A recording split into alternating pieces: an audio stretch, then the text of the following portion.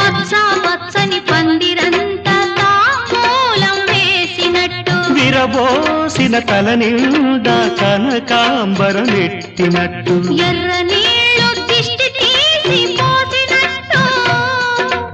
ఎర్ర నీళ్ళు దిష్టి తీసి పోసినట్టు కర్పూరం హారతి ఇచ్చినట్టు ఆకాశం ఎందుకో